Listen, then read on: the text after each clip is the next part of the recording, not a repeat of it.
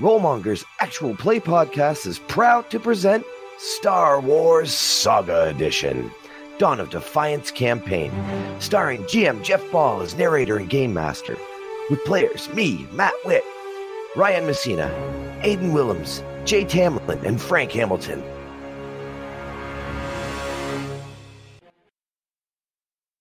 Hello everyone, and welcome to another exciting night across the galaxy. We are playing Star Wars Saga Edition D20 RPG. That's right, the edition that everyone forgot about, the one that only had 15 books before Wizards of the Coast dropped it. But you know what? We like it. We like it a lot, and we're going to try and play it. Now, there has been talk about this new system, this Fantasy Flight game system with weird, strange symbol dice. I don't know if you gentlemen have heard about it. And even if we do, jump in there with the new people and try to be cool like all the new kids, they're podcasting and vodcasting this, we are stuck in this story. The original trilogy, Rogue One, we are committed that is where it's at. And Dawn of Defiance, who cares what the dice look like, one system or the other. But right now we're in Saga. We're still going to bring you this story to the end and start a rebellion. So, when last we left our heroes, gentlemen, Senator Organa has bribed Captain Serena O'Keefe into transporting you aboard the Bandu-class space yacht called the Banshee with her pilot, an RX-13 pilot droid called Crash, from Alderaan, which is quite close to the intersection of the Hyderian Way and the Corellian Run and the Corellian Trade Route, where Brental was, just a little, shall we say, southeast on the map. But now, checking your galactic maps, ladies and gentlemen, I'll give you a moment to Google it. If you follow the long arm of the Daragon Trail, a lower highway of these three that all kind of go from the center of the map out to the east side, to the right side of the map, along that arm, all the way out to the Gordian Reach. Oh, another little hyperspace lane. Take a hard right, head south-southeast on the...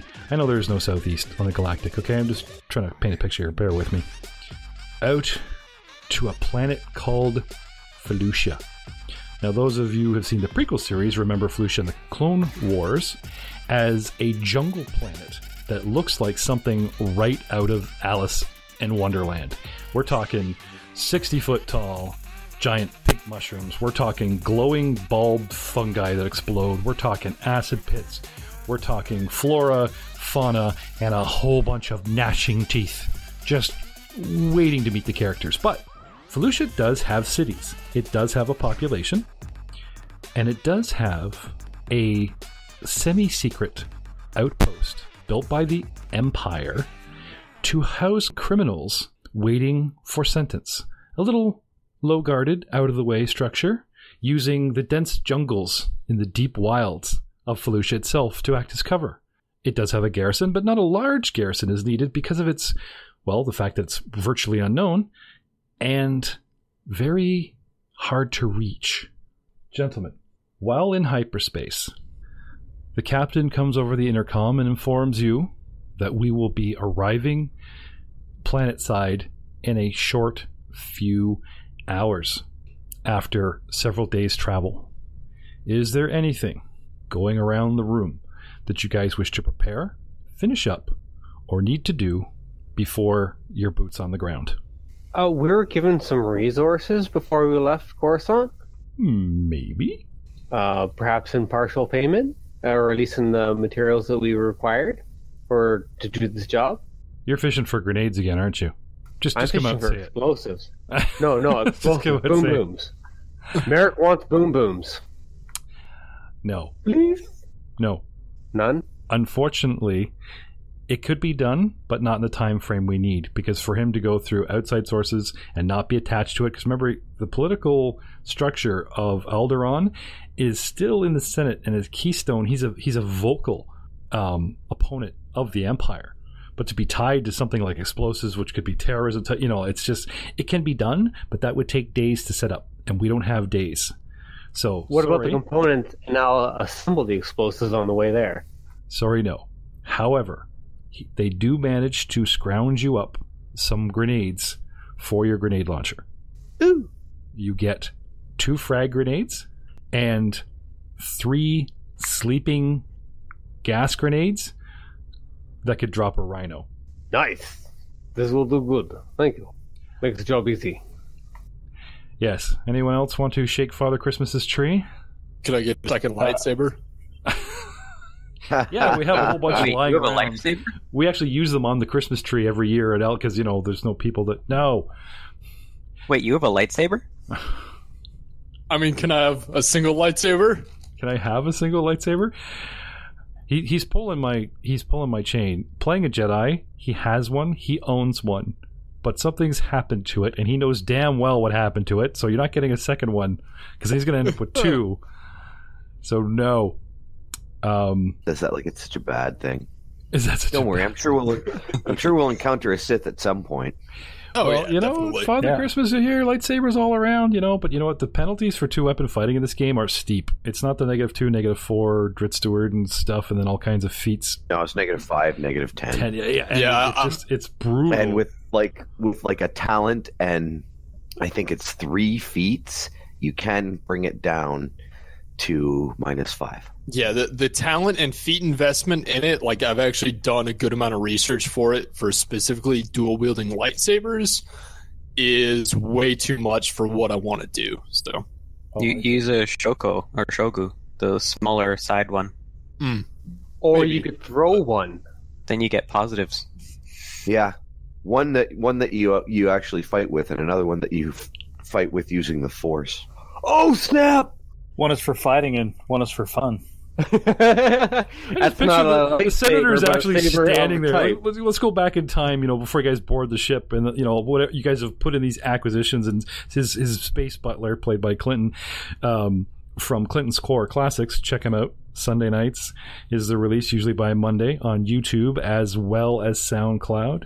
A touch of the old school standard races, basic classes, core rulebook.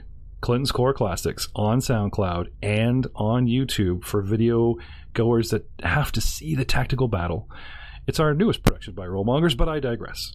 So there's Captain O'Keefe loading this stuff up and shaking her head because Senator Organa has okayed weaponry, maybe some armor, some supplies, some gear that Frank has asked for backpacks and things, rations, this kind of stuff. And now for a lightsaber? No, I don't think he's going to go for a lightsaber. But I don't know, Poser wouldn't be stupid enough to ask. This is a meta question to you specifically, Jeff. Okay, because I've been picturing like Senator Organa standing there looking at you guys flatly as you guys all, he asked for one, and everyone's like, oh yeah, you could have a Shogun. Everyone's like a lightsaber expert, and they're all chatting about how great it would be. If only we had a Jedi, right? Oh, Frank. And there's you. Oh yeah. What's that? He's throwing them away. He's shot with a natural 20. Oh, it's very nice. I don't have the dice rolling up just yet. When you're like just waiting for stuff to happen and you're playing with the D20 and you don't think anything's going to happen. You're thinking everything between like a 19 and a 1's going to show up. But when that 20 comes out, it's like instant regret. Damn it, I wasted it. He did very well in the last fight. Don't worry. I'm sure he's got lots in him. Don't you, old man? Who's technically not that old, as we recently discovered.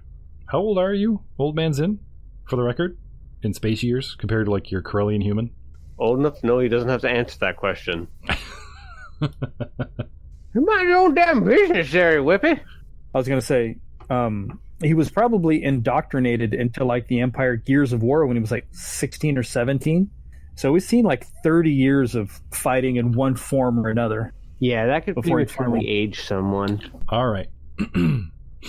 Just to recap, you guys were told that Admiral Gilder Varth, who was a veteran of the Clone Wars and an honorable man, he commanded one of the ships at the Battle of Coruscant, actually, and was promoted for bravery.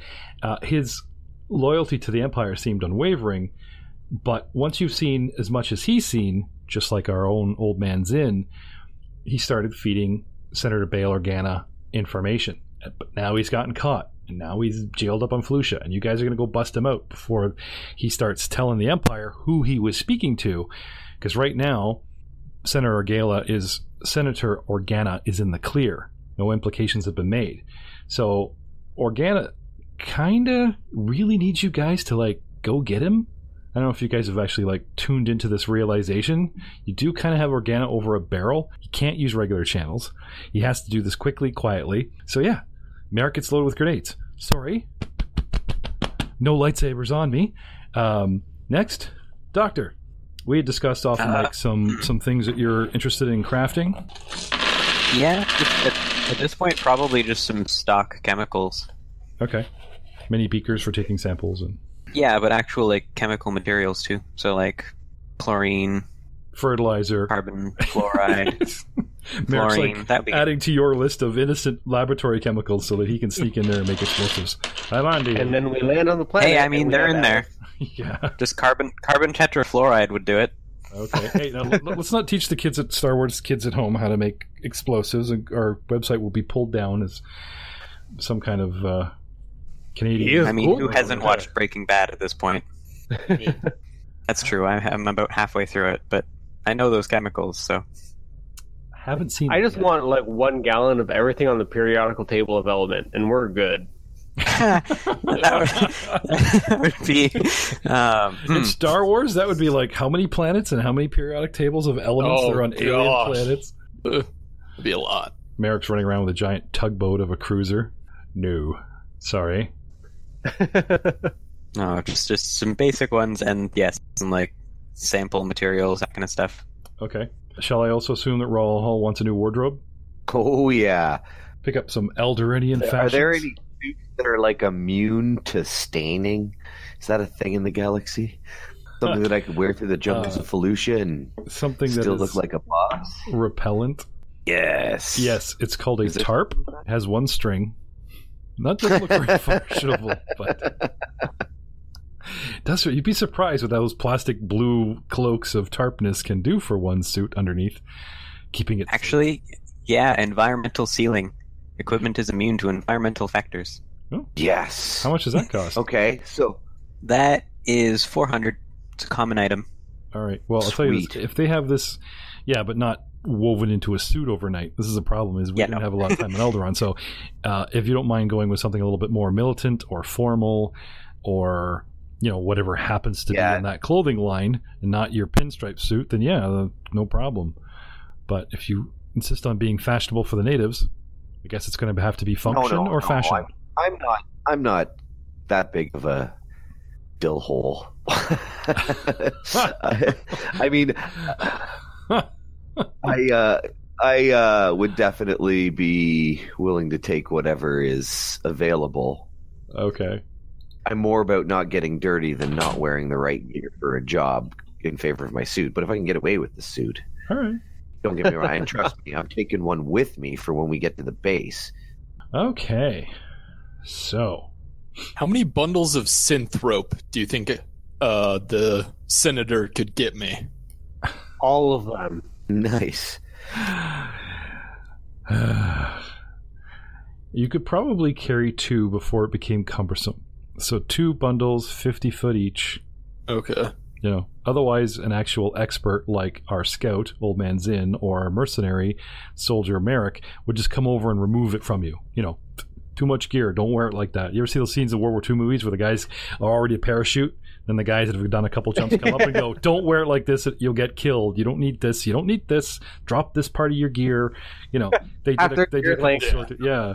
Same kind of thing. Well, because I used 1 on the station, and I had started out with 2, so I at least wanted to replenish that, if not get 1 or 2 more. Oh yeah. So now, like I said, you guys are getting packs. So if you want to keep a couple in the pack, but I just don't want to be told that suddenly you have 800 feet of rope. Oh yeah, no, I wasn't. Oh, and I'd ask for a bottle of some really fine liquor. Yeah, that would be something else I would ask for. Yeah, rope. I've got your fucking rope, Rambo. Dude, tell me someone has seen Boondock Saints. Oh, dude. Yeah. Oh, yeah. Awesome movie. I haven't. Yeah. Get your fucking rope. Billy Connolly. What do you need rope for? What you need a knife for? The vest Billy Connolly wears with the 6 guns in it. He just pulls them out 2 at a time. And then the next time you see him, he's in The Hobbit astride a war pig as a dwarf general. Go like, would you all mind starting off? Yep. He is great. So, moving on. Captain Sirona O'Keefe of the Banshee, with her handy RX-13, aka Crash droid that's actually piloting the sucker, does still keep a low profile and keeps you guys at arm's length. Finally, the Banshee emerges from hyperspace. You hear directly over the comm, because the captain happens to be in the engine room at this time, Crash informing Captain O'Keefe that their trajectory was perfect, and they are approaching in a vector that will take them to the Imperial prison facility directly. Almost instantaneously, the sensor board lights light up with contacts, he informs us, and asks the captain to immediately come to the bridge. What do you guys do? Poking your heads out of your cabins, you will actually see Captain Sirona pushing past you guys, going all the way up that main hall from the engine room downstairs in a big rush to get to the sacred cockpit of We've Never Been In There-ness.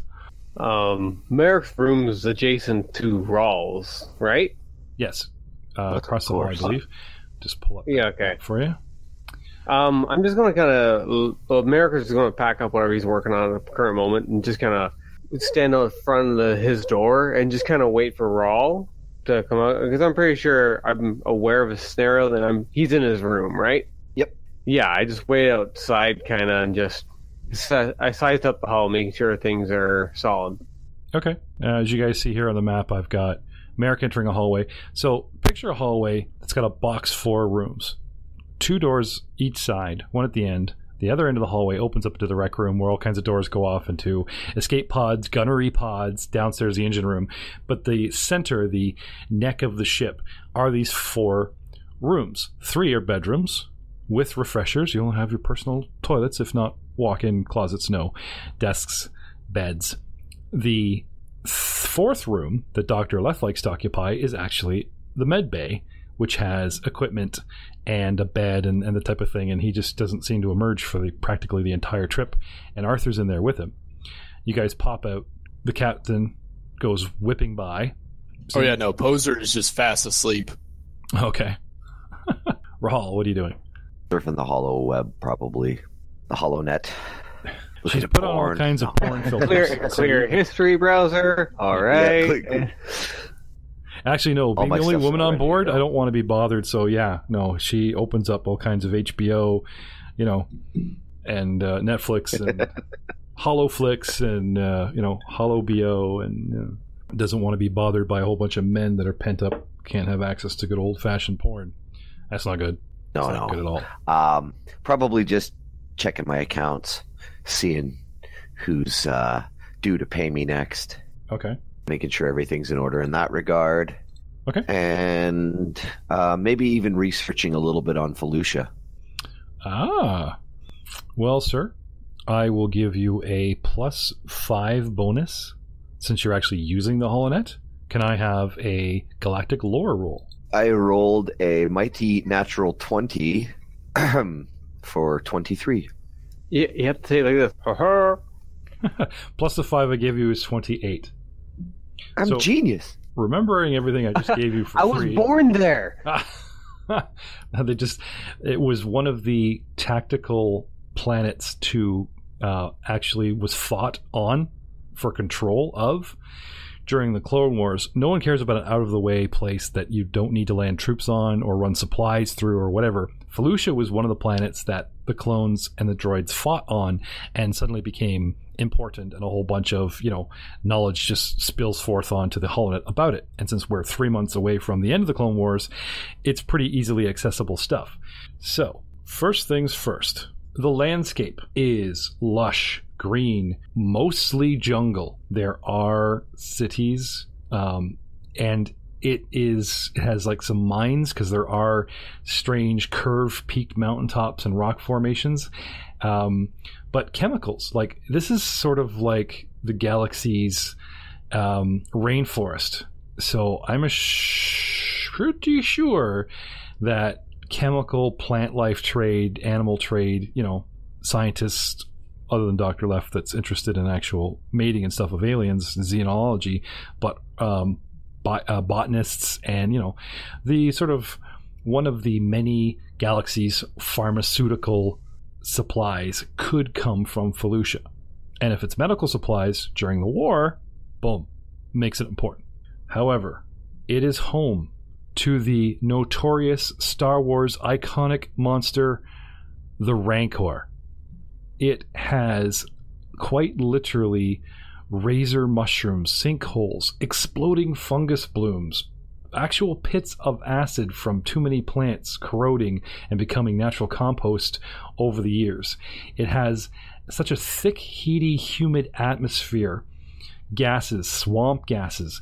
The planet is littered with not just jungle, but actual natural occurring swamps. The wilds, as they are called, are thick, dense, not impenetrable, but it is populated, like I said, with like Felucians on the other side of the planet where you guys are going to, and there are native tribes of all sorts of interesting aliens in little tiny pockets. But for your interests, you'd have to be Rambo to hide here. You'd need somebody like Old Man Zinn or Merrick and supplies. You'd have to fight the environment just to live. So this is no vacation spot. And this is not really a great place for like secret meetings or whatever, because currently it's held by the Empire. Okay.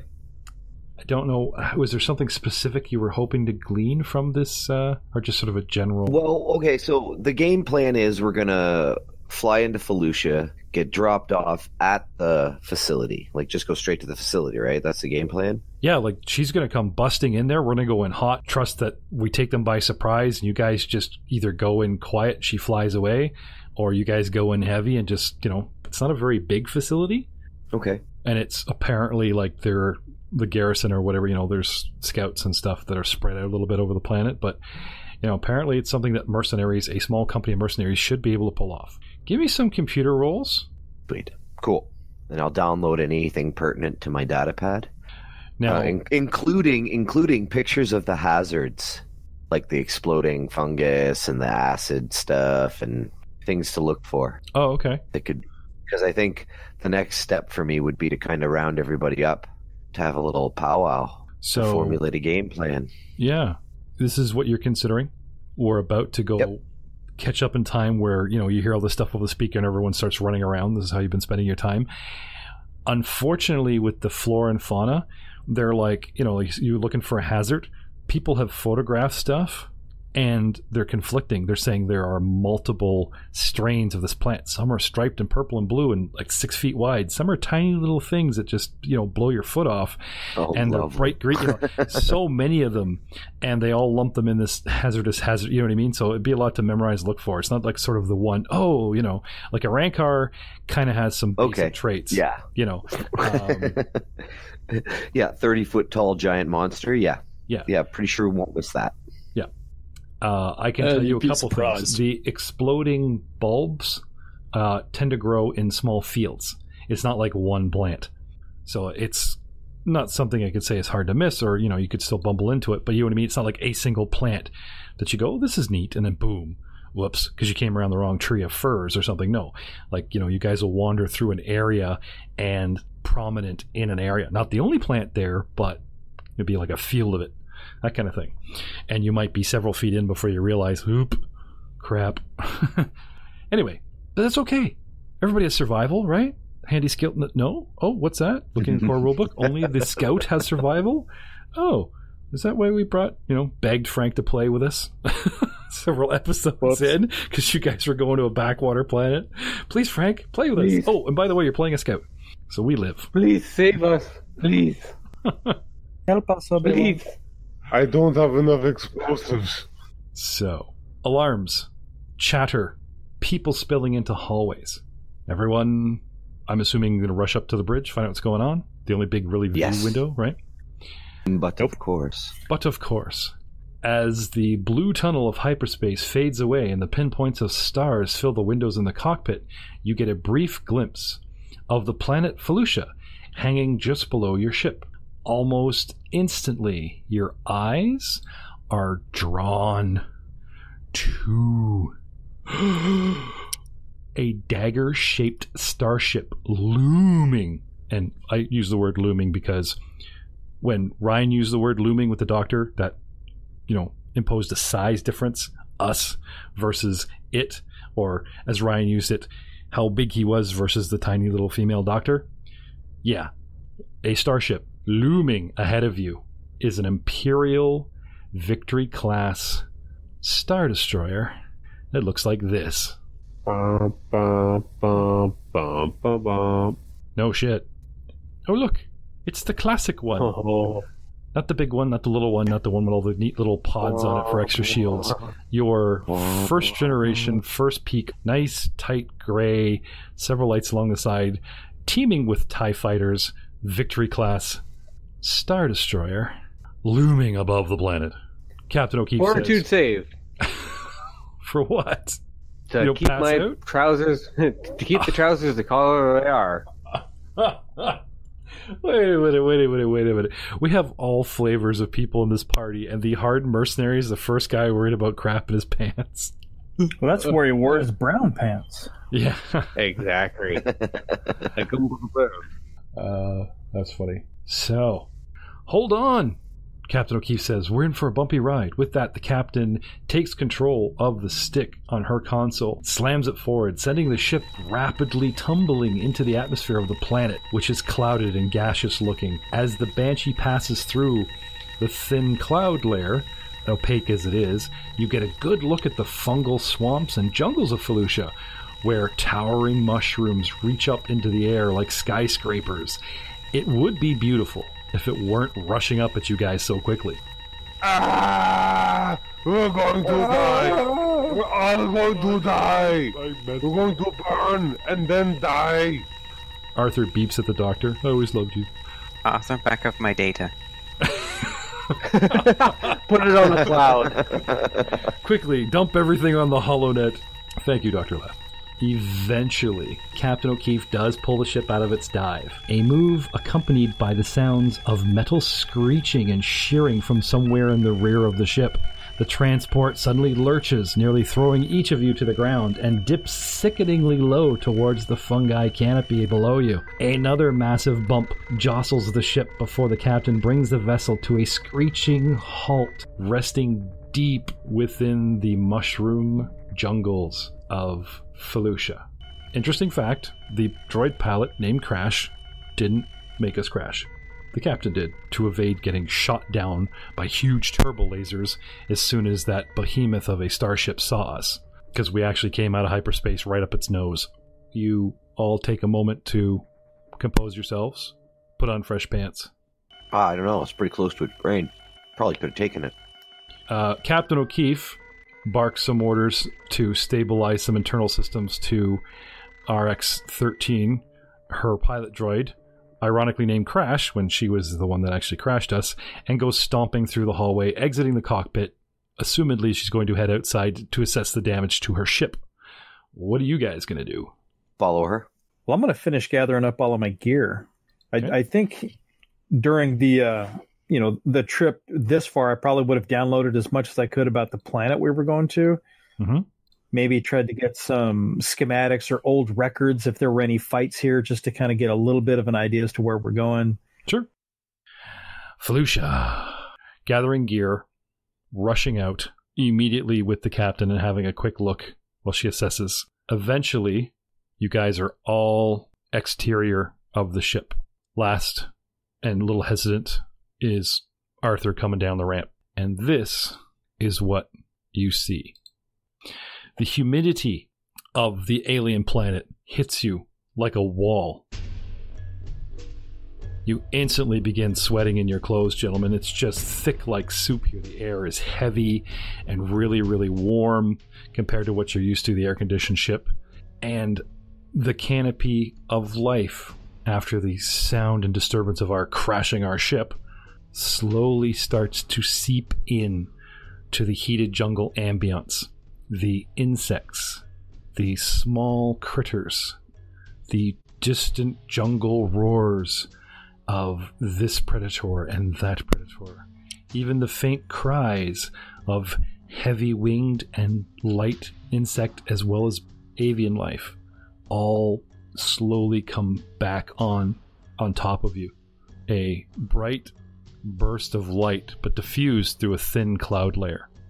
Huge pink, purple with orange highlighted veined, crystalline looking mushrooms with tall, thick stalks as wide as cars, with what almost looks like barnacles from the side of a ship growing right out of them themselves. Like it's life upon plant life upon plant life. Vines, the distant swamps, open areas.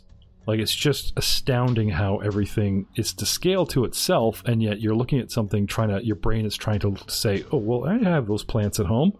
Just really, really, really, really small and not quite so vivid. And what do we do?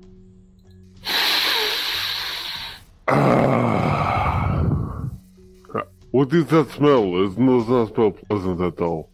Everybody looks at Zin. Not because he did something, because he's supposed to know these things, right? I kind of pat myself down as we step, clear of the ship and get a chance to look around. Okay. Look over at a leaking atmospheric pressure vent. It's kind of hissing a little bit. Oh, yeah. Well, ship's boned, but we don't look any worse for wear, so I say we're off to a great start.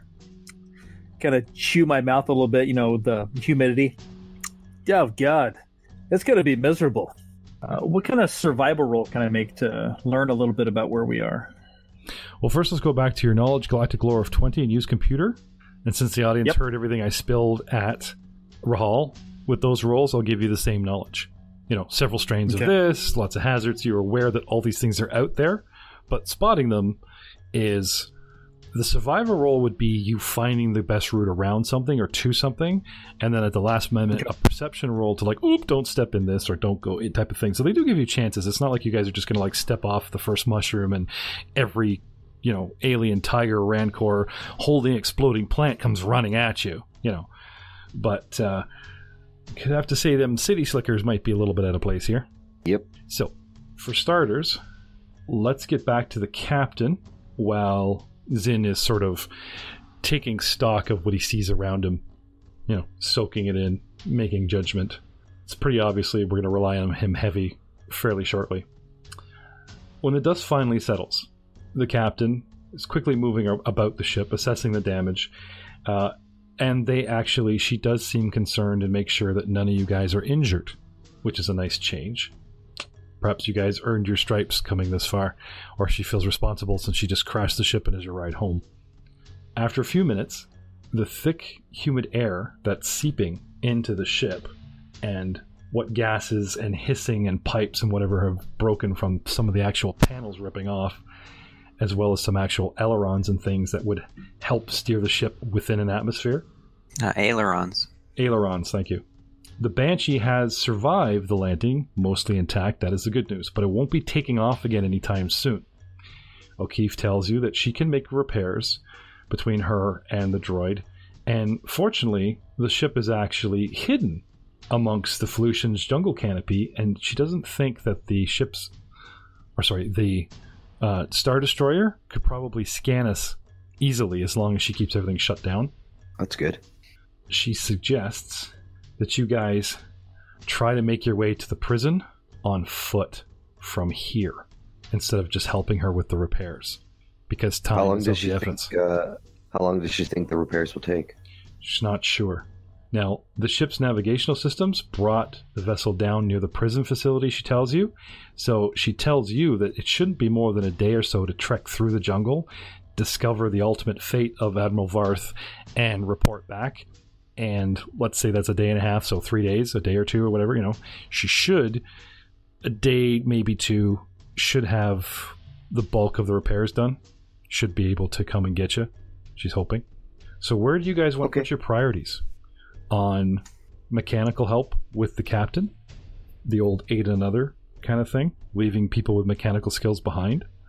I believe we have 2 or 3 characters, but then that's, again, the splitting the party. Ooh.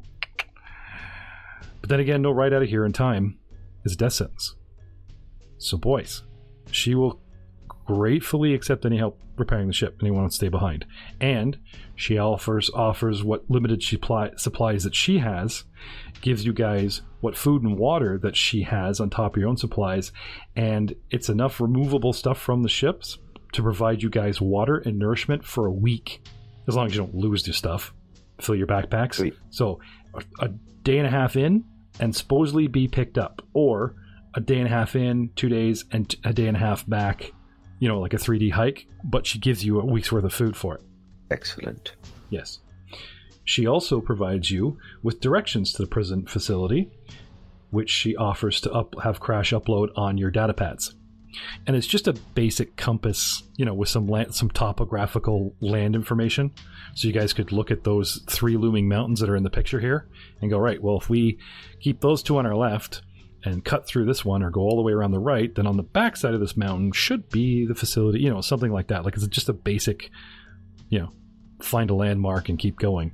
But that doesn't mean you guys will make great time buried on foot. You could actually get hours upon hours off track, depending on how you guys do your survivor rolls. So, let you gentlemen talk amongst yourselves. The captain sets right to work with Crash, trying to fix the ship. Wishes you luck. And like I said, we'll accept any help left behind, as well as, understanding that you guys have strength in numbers. So how do you guys want to play this? Gather everybody together. We'll have a little tactics powwow. At this point, Poser has finally woken up and is strolling down to meet with the rest of the group. No, Ryan, when he said tactics, he doesn't mean you need to instantly roll knowledge tactics. I got really excited there for just half a second. I'm like, this is my moment. I can shine. Bling. It's the only skill he has. Everything. Yes. It is. It's my one and all. And that and explosives. Yeah. As we all gather up, I'll look at the food and stuff that was offered. Well, food's always nice. They always look at you funny when you have to eat somebody.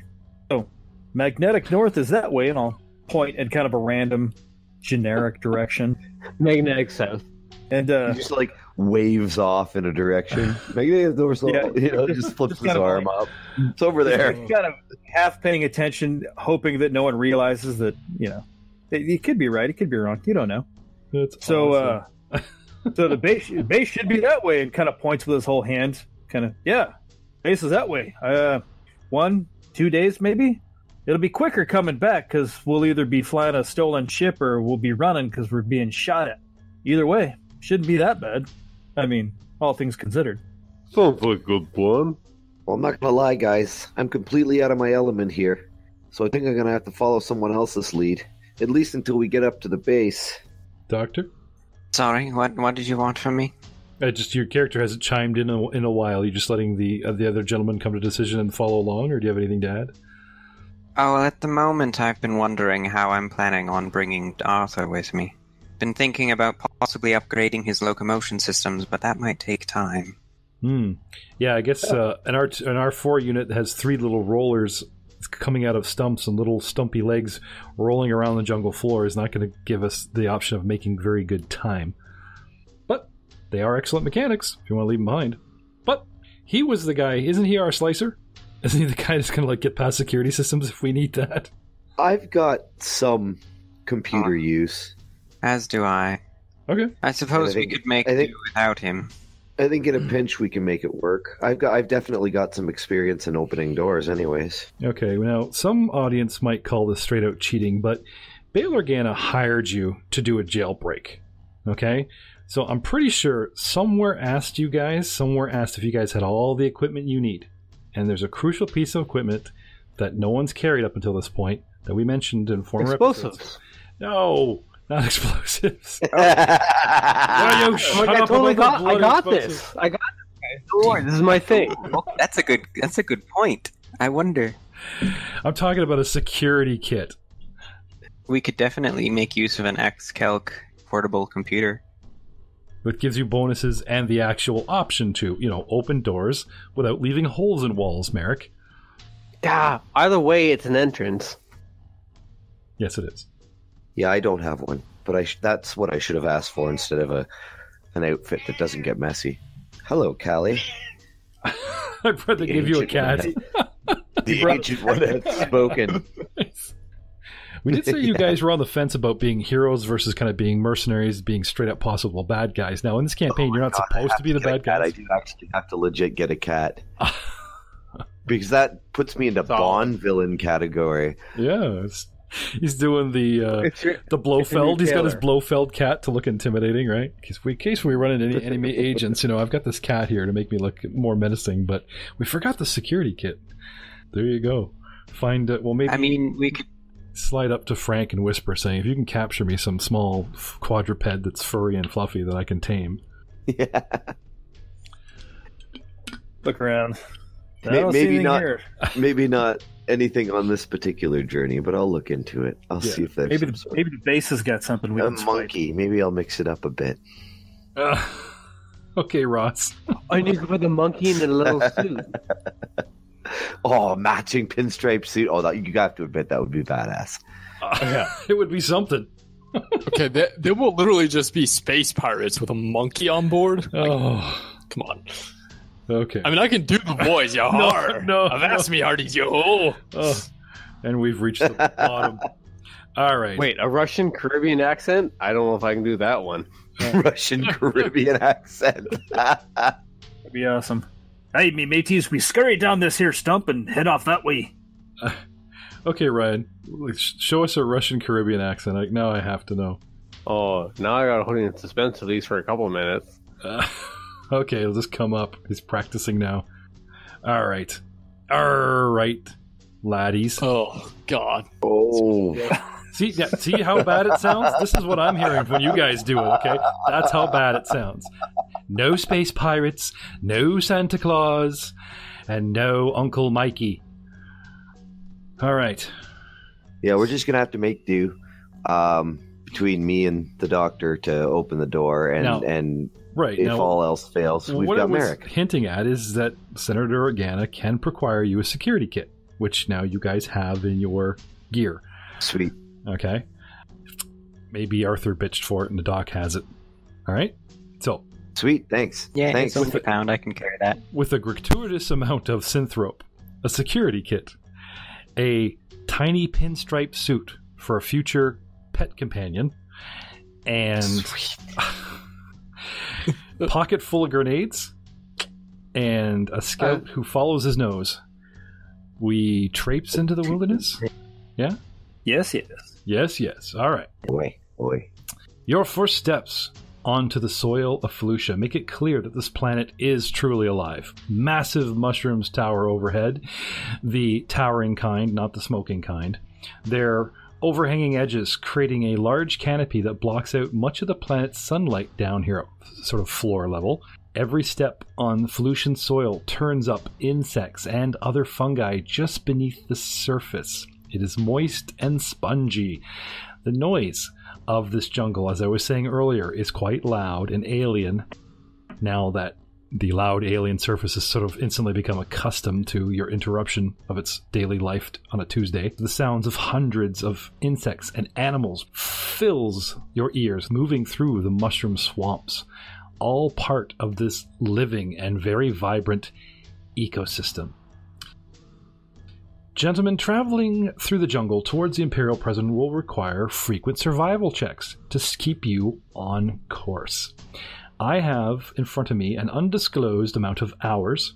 Every time you can make a DC unmentioned survival check each hour, you will make progress. To fail this check, you do not make much progress and time goes by. And burning time means supplies and sunlight. That is not good. Failing this check by 5 or more means our scout has inadvertently brought us a little close to a hazard and hopefully has his eyes peeled or could literally plunder into something quite dangerous. Yes, peel your eyes in. Eyes are peeled. So, can I have a marching order, please? Well, I think I'm in the front. Yep. I think Merrick would be in the rear. Okay. Where Hall will stick with Merrick. Near the back. And then that puts the doctor and Aiden in the middle. Anybody got a machete? I'd probably be dead middle. Okay. Anybody got a machete? So that would put Aiden in second place, right? I'd take out my fire blade. Your fire blade. Yes. Oh, interesting. It's like a little mini blowtorch. I forgot about that, yeah. Ah, interesting. What, don't you have one? Doesn't everybody? No, this is news to me. It's For me, I would kind of use it for like instant cauterization or just cutting through things if I need to. Okay. And there's above the canopy, the air is filtered with sunlight and picking up brownish gold particles that you can see, making the air not only look thick, but your sweating skins can say that it feels thick in here. And we march along. Time to earn your paycheck. Mr. Zinn? May I call you Zinn? Old man Zinn? Oh, yeah. Can I have survival checks? Yeah. Let me roll up to the old skill thing there. Okay. Click them off. Call them out. 23. There you go. Off to a good start. Traveling for an hour. Things look good. Keep going. All right. As we move on them all. The Mudball world. I hate these things. Not going to be much fun coming through this mess. On the plus side, not much is going to hear us. Well, not until we get closer. Remember, and I'll point out at something. If it's orange, don't touch it. Hell, if it's green, don't touch it either. And then I'll turn and kind of melt back in. There's an orange flower in Merrick's mouth. He's chewing on something orange and green that's striped. Huh? But you're like way at the back. Don't worry, you didn't hear it. Yeah, he's way in the back of the pecking order. Awesome, guys. Continuing on. All right, so kind of creeping forward with a 20 stealth to make sure no monsters see me. And, every 10 feet or so, I'll break off kind of a branch, and it'll point in the direction that I'm going. Okay. Are you within earshot, or like 6-12 squares where these guys can see you, or are you just like gone in the wilderness and hope they follow your trail? I'm thinking I'm about... Well, we have comms, don't we? 10 meters ahead. Oh, okay. So you just have them on the mic. Foliage, so... you can't. Okay, 20. Oops, that's a stealth. More stealth. Yeah, that was okay. 27 survival. Oh, look at this guy! This guy is good. He actually, we'll see those stealth checks are him hiding, and he'll make great progress, and you guys wonder what's going on and where he went, and he'll pop up. This way. Mind this rock. Let's tighten this up. Spam him. Hit me with a bunch in a row. Okay. 13. Ooh, 8. Entering. Ooh, 13. Get a little lost there. 2 hours in. Third hour doesn't count. 8. Can I have a perception check? Now, I love rolling perception checks for players, but in Star Wars, it's just a little bit more suspenseful in these, since already knew you screwed something up. 10. Ooh. Let me just... That's up 10's high enough. Wow. I've heard there's chances on this Mudball planet to have random encounters. A pool of acid that you barely see. You literally put a boot in it, and then the ground, just from your weight, feels to go like there's spongy, 4 inches, 6 inches, 4 inches, 3 inches, spongy, and then like your boot just kind of almost like steps in a puddle, and you just know reactively to pull it out, and the yellowish, greenish, acrid smell suddenly pops up at you as you break the thin layer of vegetation that has died and melted from the very acidic pool that now stands in front of you, which you needed a DC of 10 perception check. Close. Oh, damn. Yeah, so I was like breaking over a branch to kind of give you guys a trail marker, and slipped and kind of tumbled a little bit and stood up. I'm like covered in mud and stuff, and I look down and my boot is like half sinking in. I'm like, oh, God. Kind of take a quick step back. My boot starts to smoke a little bit. Yeah, we may want to head this way, as you guys kind of close up on me. Okay. So moving on, trying to get us around this pit and realigned and back on track, because you faltered a little bit in that last hour there, Frank. Technically, we're only 2 hours out of 3 spent towards our goal. So, spam away. Trucking. 18. Trucking. Rolling. Trucking, right. Keep that ranger tracking till he dies. Sorry, just to sing that plain, Dini. In all kinds of weather, hell bent for leather. Keep that scout tracking. There's a 19. Okay, slow up. There's a 26. Slow up. Survival, 18. Gets us our third hour, and we get progress. 9. Can I have a perception check? The DC to make progress is 15. And you fail within 5, you wander off. But if you get below 10, 19. Oh, 19 boy, perception. This guy is earning his paycheck. You wander closely into a bunch of fungal blooms, and you realize that the noise level from insects and animals around here suddenly drops, alerting you to that this is not something that, the critters run through. And you notice the sort of weighted bobbing in the wind, but not glowing so close to each other that they would collide, where a natural plant or something, leaves cover leaves, that type of thing. It's almost like these things grow to be spaced out, setting off all your warning signs. Interesting enough, this is a exploding fungus bloom that was not on the HoloNet, at least not in the pictures and colors. These are a bright blue with a pinkish stripe, but whatever's inside them, gases or whatever that mix in the thin membrane, and you spot it just a couple steps in before your party catches up. All right, I slowly back away from this area, kind of taking note of the perimeter, how far I'd have to move to stay, pretty far away from it. Mm-hmm. And then as the group catches up with me, I'm going to go ahead and amend the whole green-orange danger thing. Yeah, giant blue plant balls. Yeah, definitely don't touch those. And point over my shoulder at the kind of clearing with these things kind of lazily bouncing in the air there. Yeah, definitely we're not going through that. And okay. I'll turn us eastward, or what I think is eastward, and start to move again. All right. Did you use the word exploding? Did you use the word exploding in Merrick's presence? Let's just cut to the chase.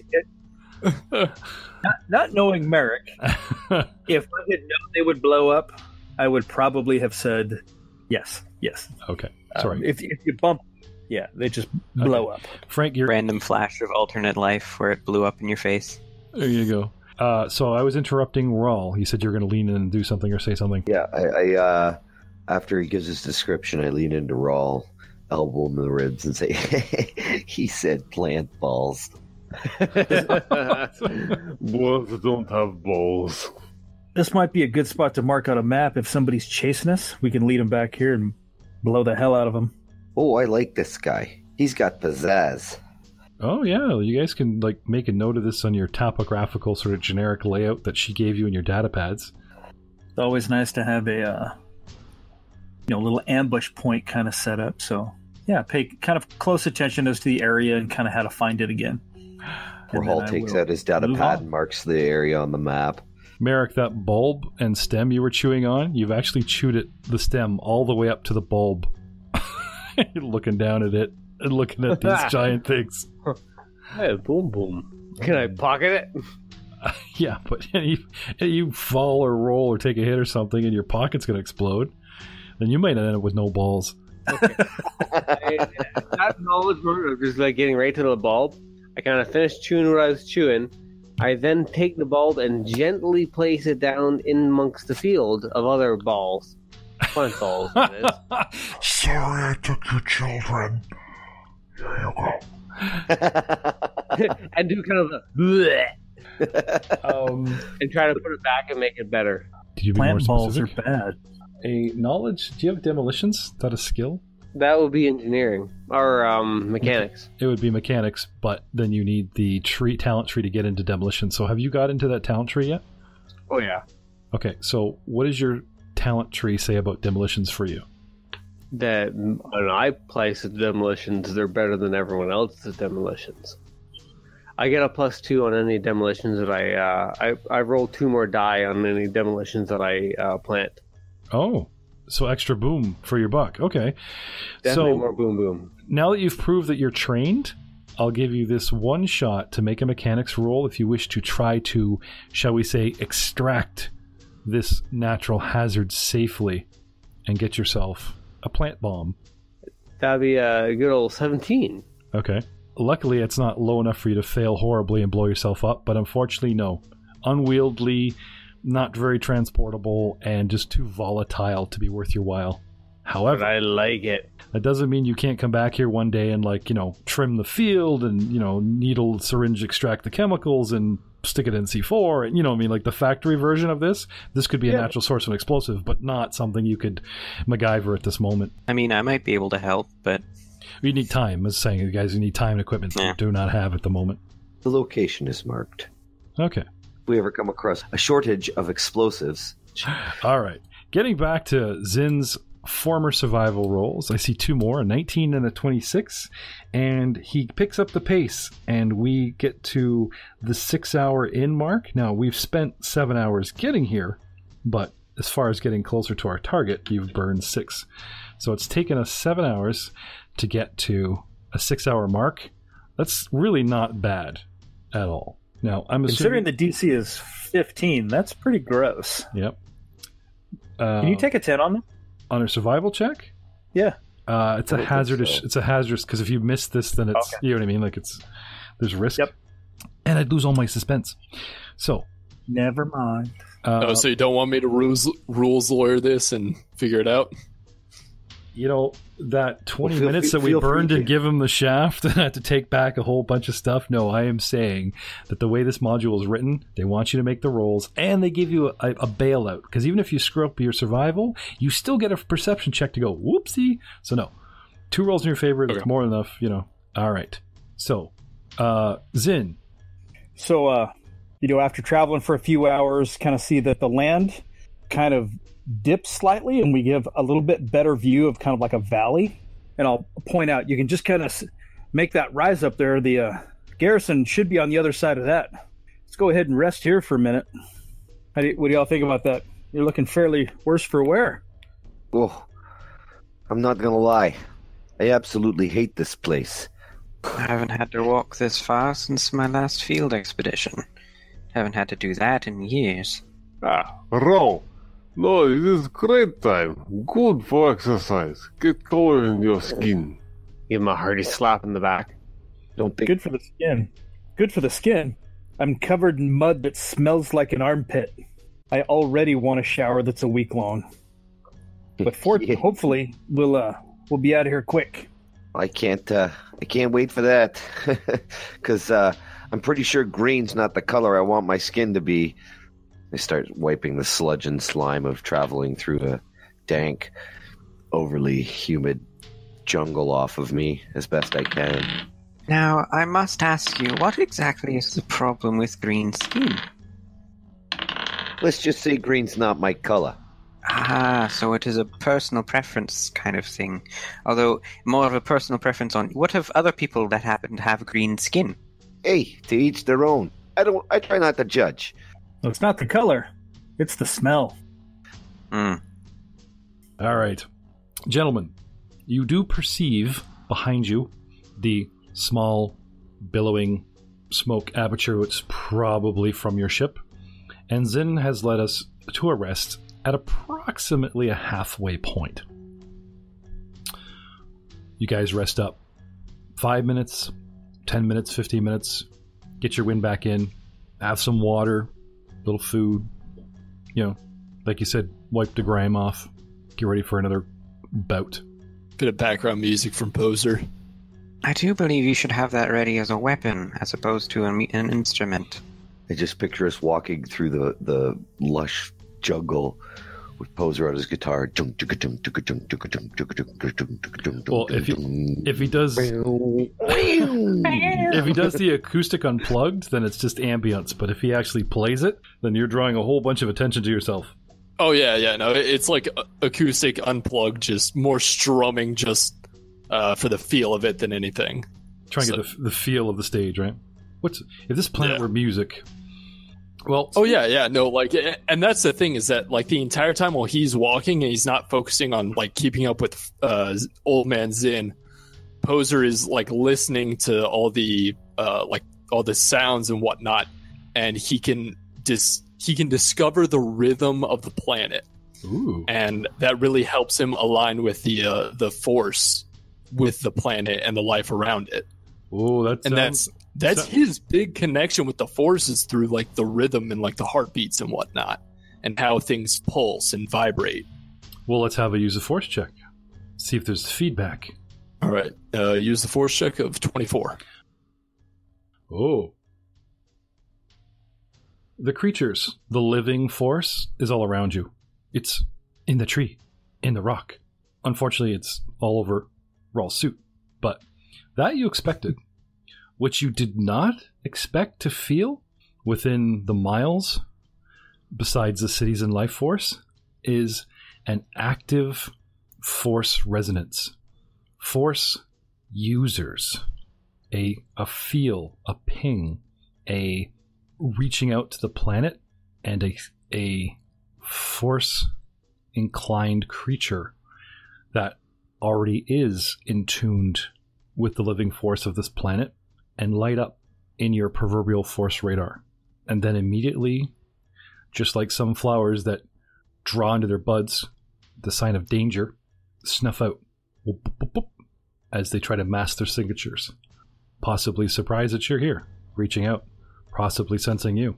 Yeah, as soon as Poser feels that, he's immediately going to withdraw as well. Just like, nope. Okay. He doesn't know what's going on here. He was fairly uncomfortable doing it on Alderaan, on this backwater planet with an Imperial Star Destroyer and an Imperial base. There's a chance that it is not friendly. So this is something else. This is directly tied to the planet. Multiple signatures. Not strong force users, save maybe one that's far off. But again, like you said, just a surprise. Maybe, maybe there could be someone here. A Jedi maybe, something like that, hiding. I mean, what a perfect place to hide. You could literally camp in a hut forever in this bloody place. Now, so when you stop, do you actually stop playing too? Yeah. As soon as I feel that the resonant pings and whatnot, and that there's other people there, hand immediately just stops playing, eyes kind of open and just withdraw. Oh, thank you. Finally, I mean, it was good playing and all that, except it's just you're not going to be playing the whole time we're finishing this trip, are you? It'd be nice to be able to hear our surroundings out there. What? Oh. Sorry. No. So once we start moving again, keep a sharp eye out. The closer we get to that place, I'm sure we're going to run into somebody, perimeter guards or something. We should definitely think about how to get back that's not walking. Maybe steal some kind of a transport. Anyway, just a thought. Then I'll move ahead again. After he says that, I'll go on the comms and check in with the captain to see how the repairs are coming. Okay. Only 6 hours away. As far as miles, kilometers in comlink, shouldn't be problem at all, but you find the connection broken statically. You can hear her. You can hear her voice.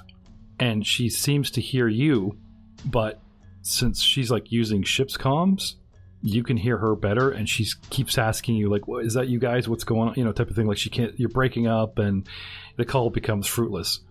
You do seem to get your message across, we're still alive, we're halfway there, kind of thing, but there isn't really an intricated conversation here. It's crackly, there's a lot of interference. Dun, dun, dun. Okay, I guess at this point, with the train kind of rolling down, we get a little better view of what we're going through. Just start taking 10s. Yes. Moving kind of safely, still being aware of, hazards, but really starting to pay more attention to any signs of occupation, as it were. Okay. Ah, yes, my old nemesis, taking 10. You can do it in climb rolls, and apparently in this broken down system, you could do it survival checks, even if you're threatened, but that's fine. So what is your plus to survival? What is your actual bonus? +7. +7, so 17. Reaching the halfway point, according to your estimation, 7 hours to do a 6-hour journey.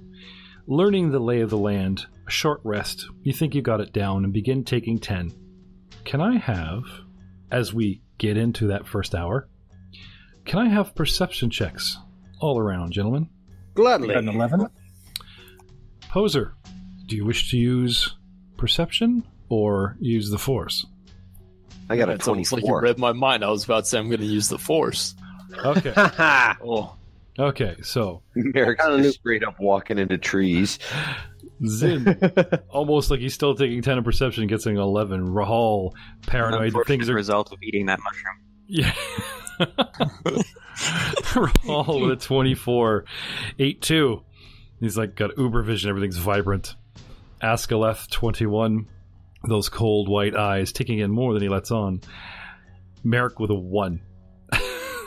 He's you just got your hat down over your eyes. No, he's just looking down. He's completely, distracted or Look, a mushroom. These parts are very tasty, you know? Oh, there is reaction. Raw, I need the pen. Oh, no. Yeah, I'm just going to have stuff attack your fortitude. There we go. Doctor, treat injury. It's going to swell up. Start burning. Do I have to? It's Merrick. It's fine. Yeah, you already look swollen. I get as it even is. bigger. Can you take away the pain but leave the swelling? He doesn't need to breathe. He has a reaction that swells over. my loom. Just plug him with morphine and get It's on with it. okay. I'm fine, really. +2 to loom. I don't need to breathe. I'm here on willpower alone. All right. Thought that was the Jedi's job with willpower. So, gentlemen, an hour in and not doing too badly. I'm going to switch maps to an actual terrain map. Forgive the black and white. It's all I could conjure. Most of these maps are color, but Your magic skills are failing today. placing our characters upon the map. All right. Zin up front, entering a swampy area. The water coming right up to your hips is brackish, clear in some spots where you can see the dark floor. There are lily pad type plant life and rock and dirt outcroppings, which are spaced all over. Funny enough, it looks kind of like a asteroid field, but actually is little land formations. These land formations are only about 4 to 5 in any direction squares. So they're only like, 20 by 30 feet. Some are like 10 by 15, kidney shaped, oblong round, sporadically out. One dead center of the map, 4 on a twisted sideways compass, and a couple of small spread ones near the top. There are 5 large land masses ahead of you. On your immediate left, 3 little ones. On your immediate right, the first large one. Crossing the map from the top left, heading down through the center to the bottom right, is your destination to stay on course. With our perception checks, you guys all beat 10, manage to avoid dropping to chest height or, up to your nose in the water and ruining your gear kind of thing. You guys are waiting. Except Merrick. Good thing I got a jetpack. Shin level, knee level, waist level, shin level. It's just up and down. The ground here is uneven, and the fact that these random land little masses pop up in the swamp sort of attest to that. That is Zin and Merrick's sort of take on things. Okay? Let's start with the lowest perception check and work our way up. So anything I tell the guy in front of you, you notice. Askaleth, there is a quiet here. You still hear insects buzzing or whatever, but it's lighter. It's like nature it's still here, but it's watching and waiting as opposed to just going about its busy little day. Maybe because we're out in the open, maybe because we're not covered by so many plants and we're now entering like a swamp area, we're kind of exposed, and creatures, insects take note of us and avoid, keep distance, but it's just unnervingly quiet, and you see dark ripples close to the first landmass and hugging another one with a 21 perception. Next, we have, now I'm going to skip Poser with his 23 and go right to Rahal 24, because Poser's using the Force and allows him to detect things without concealment. So, Rahal, it doesn't matter if it's an alley, if it's a war, if it's anywhere. When a sentient being sets up an ambush, there's a vibe, there's a feel, and it's kept you alive in business negotiations, bad guys closing in on your position, hiding in crowds, counting My shady odds. sense is tingling. Your shady... Oh, that is good. I'm sorry, that really caught me off. Spidey said, shady sense is tingling. Oh, that is good. Yes, your shady sense is tingling.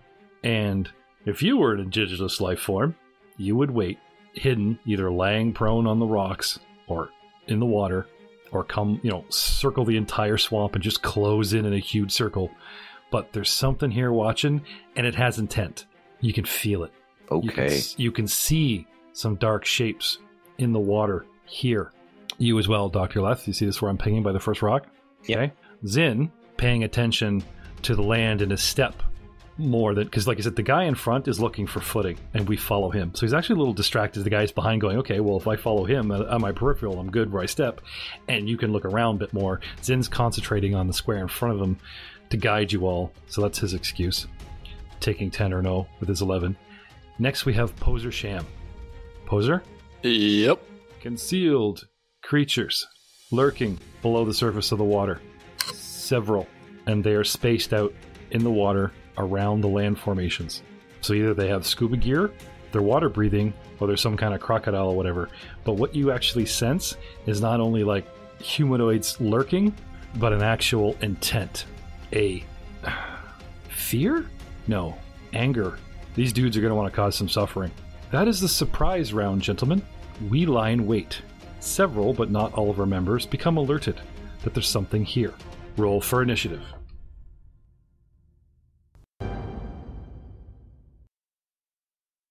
I'm going to kill that crow next chance I get. And that one too! Wait, do you think he'll fit into this little tuxedo? After I shoot him? Yes. Yeah, just pour him right in, eh? His BMI is too high. Let me fix. Okay, now he go. The doctor asks you guys to accompany her outside. She wants to check on the ship. I do what now? And also, I'm a girl now? What? Yep, apparently. You said the doctor asked us to go outside. It's And canon accompany now. her. Oh, really? I'm sorry. Scared the balls. You sure did.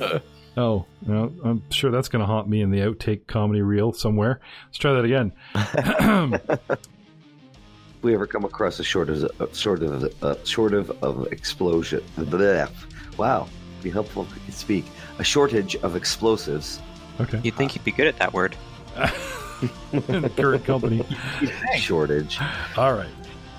Eventually. Oh, sorry. If it weren't rushing up at you so quickly. Insert panic banner here, boys. Ah! We're going to die! We're all going to die! We're I going to burn and then die! didn't mean freaking out. I meant, the usual, there's something. Arthur. Hey, use Mistake. the sound clips how you want. Okay, fine.